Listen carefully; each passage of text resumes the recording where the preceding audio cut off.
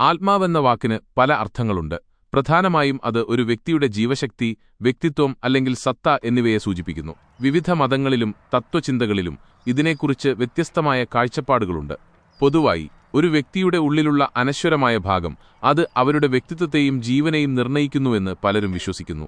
ഹിന്ദുമതം ആത്മാവ് അഥവാ ആത്മൻ എന്നത് ഒരു വ്യക്തിയുടെ യഥാർത്ഥ സ്വഭാവമാണ്. ഇത് ശരീരത്തിൽ നിന്ന് വ്യത്യസ്തവും മരണമില്ലാത്തതുമാണ്. ആത്മാവ് പുനർജന്മങ്ങളിലൂടെ കടന്നുപോയി ഒടുവിൽ മോക്ഷം നേടുന്നു.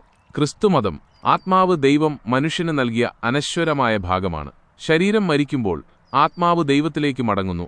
അവിടെ അത് സ്വർഗത്തിലോ നരകത്തിലോ നിത്യത അനുഭവിക്കുന്നു.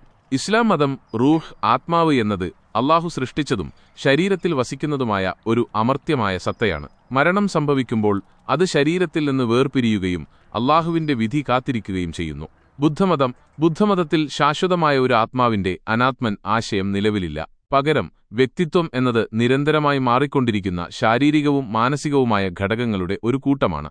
ജൈനമതം ഓരോ ജീവജാലത്തിനും ഒരു ആത്മാവുണ്ട്, ജീവൻ. ഇത് അനശ്വരവും പൂർണ്ണമായ അറിവും സന്തോഷവുമുള്ളതാണ്. കർമ്മം ഈ ആത്മാവിനെ ബന്ധിക്കുകയും അതിന്റെ യഥാർത്ഥ സ്വഭാവം മറയ്ക്കുകയും ചെയ്യുന്നു. ശാസ്ത്രീയ വീക്ഷണം ശാസ്ത്രീയമായി ആത്മാവിന് ഭൗതികമായ തെളിവുകളൊന്നും ലഭ്യമല്ല. എന്നിരുന്നാലും ബോധം, വ്യക്തിത്വം, സ്വയം അവബോധം തുടങ്ങിയ വിഷയങ്ങളെക്കുറിച്ച് ശാസ്ത്രജ്ഞരും തത്വചിന്തകരും പഠിക്കുന്നുണ്ട്. ചുരുക്കത്തിൽ ആത്മാവെന്നാൽ എന്ത് എന്ന ചോദ്യത്തിന് ഒരു കൃത്യമായ ഉത്തരം നൽകാൻ സാധ്യമല്ല. ഇത് പ്രധാനമായും മതപരവും തത്വചിന്തപരവുമായ വിശ്വാസങ്ങളെ ആശ്രയിച്ചിരിക്കുന്നു. താങ്കൾക്ക് ഇതിനെക്കുറിച്ച് കൂടുതൽ അറിയാൻ ആഗ്രഹമുണ്ടെങ്കിൽ ചോദിക്കാവുന്നതാണ്.